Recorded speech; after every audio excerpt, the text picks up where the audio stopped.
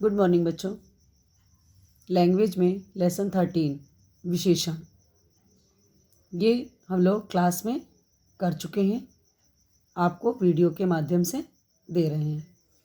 इसमें हम लोगों ने देखिए बच्चों, ये पहले पेज पर आपको पिक्चर दिख रही है ना, इन पिक्चर्स में हम लोगों ने वाक्यों को पढ़ा था। जहाँ पर देखिए ये लाल रंग के इंक से शब्द लिखे हुए हैं, छोटे, कुछ, लाल, 3, सुंदर, 2 किलो। ये सब शब्द क्या थे बच्चों? ये रंगीन छपे हुए शब्द क्या हैं? विशेषण हैं।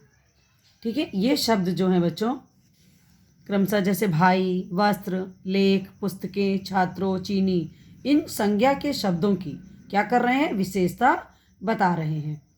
तो इसलिए ये शब्द क्या हुए बच्चों? विशेषण। फिर हम लोगों ने देखा था बच्चों कि विशेषण किसे कहते हैं। तो संज्ञा और सर्वनाम शब्दों की विशेषता बताने वाले शब्दों को विशेषण कहते हैं। बच्चों ये हमारे क्वेश्चन नंबर 1 का आंसर भी है। क्वेश्चन हमारा था कि विशेषण किसे कहते हैं, उदाहरण सहित लिखो। तो उसमें हम लोग यहाँ से बच्चों संज्ञा से लेकर कहते हैं तक आंसर लिखेंगे, और उदाहरण में ये ऊपर देखिए शब्द दिए हुए हैं, आप इन्हें भी लिख सकते हो, और नहीं तो जो अभी हम लोगों ने ये पिक्चर वाले वाक्य पढ़े थे, इनमें से 2 वाक्य कोई भी लिख दीजिएगा आंसर में। तो ये आपका क्वेश्चन नंबर 1 भी कंप्लीट हो जाएगा। उसके पश्चात हम लोगों ने देखा बच्चों कि विशेषण शब्दों के द्वारा हम किसी व्यक्ति, वस्तु, स्थान आदि की विशेषताओं का वर्णन करते हैं। अर्थात यह बताते हैं कि उस वस्तु की या उस व्यक्ति की विशेषता क्या है। ठीक है, जैसे आपने देखा यहाँ पर दिल्ली ऐतिहासिक नगर है। तो बच्चों ऐतिहासिक क्या है? ये विशेषण है। किसकी विशेषता बता रहा है? नगर की। तो दिल्ली जो है बेटा, दिल्ली ऐतिहासिक नगर है। विशेषण में हम लोग ऐतिहासिक आया, और नगर क्या है? विशेष्य है। अर्थात नगर की विशेषता है कि वो ऐतिहासिक है, पुराना है, प्राचीन है। ठीक है, झगड़ालू मित्रों से बचें। तो यहाँ देखिए झगड़ालू जो है वो विशेषण है, और कैसे मित्रों से? झगड़ालू मित्रों से। तो मित्रों की विशेषता कैसी है? झगड़ालू। इसी प्रकार से गरीब नितिन ने पढ़ाई छोड़ दी। कैसे नितिन ने? गरीब। उसकी विशेषण क्या, विशेषता क्या थी? गरीब है वो, इसलिए उसने क्या कर दिया था? पढ़ाई को अपनी छोड़ दी। अब हमारे पास है बच्चों देखिए विशेषण के भेद।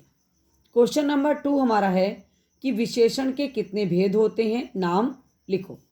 तो आंसर में लिखोगे कि विशेषण के मुख्यतः 4 भेद हैं: गुणवाचक, संख्यावाचक, परिमाणवाचक, संकेतवाचक, ऑब्लिक करके सार्वनामिक। इनको संकेतवाचक और सार्वनामिक दोनों ही कहा जाता है। तो ये है बच्चों क्वेश्चन नंबर 2 का आंसर। उसके पश्चात हम लोगों ने देखा, अब इन चारों भेद के बारे में हम लोगों ने पढ़ा है। अभी हम आपको शॉर्ट में इसमें भी फिर से बता दे रहे हैं। जैसे कि जो शब्द संज्ञा और सर्वनाम के गुण, दोष, रंग, आकार, अवस्था आदि का बोध कराते हैं, वे गुणवाचक विशेषण कहलाते हैं। इनमें देखिए कि गुणवाचक विशेषण किसी संज्ञा या सर्वनाम को निम्नलिखित विशेषताएं बताते हैं। तो यहाँ पर आप देख रहे हैं जैसे घृणा गुण, दोष, रंग, अवस्था, आकार, स्थान, देश, समय, काल, स्वाद, स्पर्श। आपके ने देखा कि हर हेडिंग के सामने आपके पास इतनी चीज़ें, इतने शब्द हैं। इन शब्दों को जब आप पढ़ेंगे तब आपको कंफर्म हो जाएगा कि कैसी चीज़ें, कैसे नाम हैं, कैसे शब्द हैं जो हमें बताते हैं कि ये गुणवाचक विशेषण है। यदि गुण के बारे में हम किसी से पूछते हैं, देखते हैं, तो उसका स्नेही है, प्रेमी है, अच्छा है, बुद्धिमान है, समझदार है। इसी प्रकार से आप इनको देखेंगे दोषों में भी मूर्ख है, आलसी है, बुरा है, दुष्ट है ना। इस तरह की जब विशेषताएं हम लोग बोलते हैं तो वो उस व्यक्ति की, उसकी क्या हो जाती हैं? विशेषण। ठीक है, इसी प्रकार से ये सारे शब्द आपके सामने हैं, जिनको आप पढ़ेंगे तो आपको एकदम कंफर्म हो जाएगा। इसके पश्चात हम लोग आते हैं बच्चा, सेकंड भेद है संख्यावाचक विशेषण। अब देखिए संख्यावाचक विशेषण क्या होते हैं। तो जो विशेषण शब्द किसी संज्ञा या सर्वनाम की संख्या या क्रम का बोध कराते हैं, उन्हें संख्यावाचक विशेषण कहते हैं। ये दो प्रकार के होते हैं, एक निश्चित संख्यावाचक और दूसरा अनिश्चित संख्यावाचक।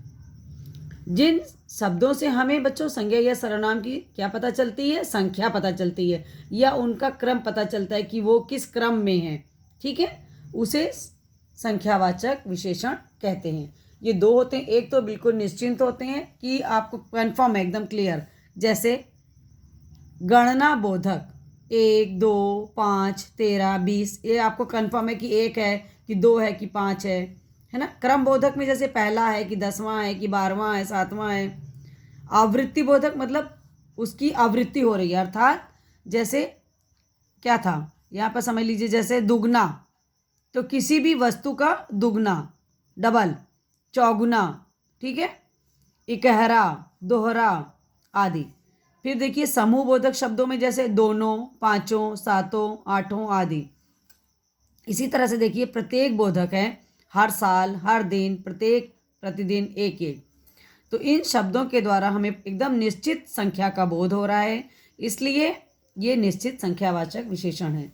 अनिश्चित में देखिए जिन विशेषण शब्दों से किसी निश्चित संख्या का पता नहीं चलता उन्हें अनिश्चित संख्यावाचक विशेषण कहते हैं। जैसे शब्द है आपके पास, कक्षा में कुछ लड़के बैठे हैं, कुछ, कई, बहुत, कम, सभी। तो इन शब्दों से आप देख रहे हो कि ये तो पता चल रहा है कि आपको संख्या मिल रही है, लेकिन कितनी संख्या है, निश्चित संख्या नहीं है, ठीक है, इसलिए ये अनिश्चित संख्यावाचक विशेषण है। तीसरा भेद है परिमाणवाचक विशेषण। जिन विशेषणों से संज्ञा या सर्वनाम शब्दों के माप तौल का पता चले उन्हें परिमाणवाचक विशेषण कहते हैं। जैसे देखिए चपाती पर थोड़ा घी लगा दो, 5 मीटर कपड़ा थान में से काट दो। तो आप देख रहे हैं थोड़ा, 5 मीटर, तो यहाँ पर जो भी आपने ऊपर संख्यावाचक में देखा कि अनिश्चित और निश्चित, उसी प्रकार से परिमाणवाचक में भी निश्चित परिमाणवाचक और अनिश्चित परिमाणवाचक शब्द होते हैं, ठीक है। जहाँ पे निश्चित मापतौल होती है वो निश्चित परिमाणवाचक हैं, और जहाँ पर अनिश्चित शब्द होते हैं जैसे कई मीटर, थोड़ा कपड़ा, बहुत अनाज, काफ़ी दूध, तो ये अनिश्चित परिमाणवाचक विशेषण की विशेषता है। अब आपके सामने है देखिए संख्यावाचक और परिमाणवाचक विशेषणों में अंतर। जो चीज़ अभी आपने पढ़ी है उसी को यहाँ पर अलग से भी बताया गया है आपको कि संख्यावाचक विशेषण उन संज्ञाओं के साथ आते हैं जिन्हें गिना जा सकता है, और परिमाणवाचक विशेषण उन संज्ञाओं के साथ आते हैं जिन्हें गिना नहीं जा सकता, केवल उनको मापा या तौला जा सकता है। यही डिफरेंस दोनों में है। एक में आप क्रम, एक में गिनती गिन सकते हो उसकी, और दूसरे में आप गिन नहीं सकते हो बल्कि उसका माप या तौल करते हो, तब आपको पता चलता है कि ये परिमाणवाचक विशेषण के शब्द हैं, ठीक है। चौथा है बच्चों सार्वनामिक संकेतवाचक विशेषण। जब कोई सर्वनाम किसी संज्ञा के साथ लगकर उसकी विशेषता बताने या उसकी ओर संकेत करने का काम करता है तो उसे सार्वनामिक या संकेतवाचक विशेषण कहते हैं। जैसे वे लोग, यह घर, इस विद्यार्थी, ऐसे वैसे छात्रों आदि। अब जैसे आपके पास उदाहरण है, वे लोग क्या कर रहे हैं, इस विद्यार्थी ने काम नहीं किया, तो ये संकेत दे रहे हैं बेटा कि, तो इसलिए आपको पता चल रहा है कि यहाँ पर सार्वनामिक या संकेतवाचक विशेषण है। अब आपके पास एक तीसरा क्वेश्चन है, 2 क्वेश्चन आपने कंफर्म कर लिया, तीसरा आपके पास है संख्यावाचक और परिमाणवाचक विशेषणों में अंतर। अभी आपने ये पढ़ा, ये देखिए तीसरा मैंने इसमें लगा दिया है, ये तीसरे क्वेश्चन का आपका आंसर है कि संकेतवाचक और परिमाणवाचक विशेषणों में अंतर। जितना भी मैंने दोनों बताया है, दोनों के एक उदाहरण सहित इसको डिफाइन करोगे। अब आपके पास है सर्वनाम एवं सर्वनामिक विशेषण में अंतर, लेकिन ये आपका क्वेश्चन नहीं है, ठीक है, ये केवल आपको सर्वनाम और सर्वनामिक में डिफरेंस बताया गया है। जैसे यह कार मेरी है, इस वाक्य में यह शब्द कार की ओर संकेत कर रहा है, अर्थात कार की विशेषता बता रहा है, इसलिए सर्वनामिक विशेषण है। मयंक मुझसे नाराज है, वह मुझसे नहीं बोलेगा, इस वाक्य में वह शब्द मयंक के स्थान पर आया है, अतः सर्वनाम कहलाएगा, ठीक है बच्चों। नीचे इसके उदाहरण भी दिए हुए हैं, आप यहाँ से भी इसको कंफर्म कर सकते हो। इसके पश्चात हम लोग देखेंगे विशेषणों की अवस्थाएं।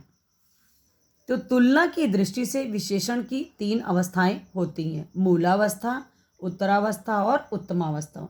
आपके पास एक क्वेश्चन है क्वेश्चन नंबर 4 में कि विशेषणों की कितनी अवस्थाएं होती हैं, लिखो। तो आपको यहाँ से लिखना है कि तुलना की दृष्टि से विशेषण की 3 अवस्थाएं होती हैं, मूलावस्था, उत्तरावस्था और उत्तमावस्था। क्लियर बच्चों?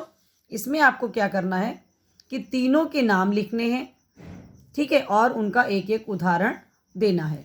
जैसे मूलावस्था लिखेंगे तो लिखेंगे फिर सुरेश कुशल कारीगर है। उत्तरावस्था श्वेता रीमा से मोटी है। उत्तमावस्था राजन कक्षा का सबसे होशियार छात्र है। आप चाहो तो इसको डिफाइन भी साथ में कर सकते हो कि जब विशेषण किसी विशेषता को सामान्य रूप से बताए, किसी अन्य से तुलना ना हो, तो उसे विशेषण की मूलावस्था कहते हैं। इसमें उत्तरावस्था में क्या होता है, 2 वस्तुओं या 2 व्यक्तियों या 2 स्थानों की तुलना की जाती है। उत्तमावस्था क्या होती है, इसमें 2 से अधिक व्यक्तियों, वस्तुओं या स्थानों की तुलना करके किसी एक को सबसे अच्छा या बुरा कहा जाता है। उसके पश्चात आप देखोगे कि तुलना के आधार पर यहाँ पे एक तालिका बनी हुई है कि मूलावस्था, उत्तरावस्था और उत्तमावस्था में शब्द किस तरह से चेंज होते हैं, किस तरह से बदलते हैं। आप देखो नीचे विशेषण और भाववाचक संज्ञा में अंतर भी आपको बताया गया है कि विशेषण और भाववाचक संज्ञा क्या होती हैं। जैसे जेकब कायर है, ये तो क्या है, कायर क्या है, विशेषण। लेकिन अगर ये होता कि जेकब की कायरता ने उसे कहीं का ना छोड़ा, तो कायर से शब्द बना आपका कायरता, तो ये क्या हो गया बच्चों, भाववाचक संज्ञा। अब आपके पास है देखिए लिंग और वचन का विशेषण पर प्रभाव।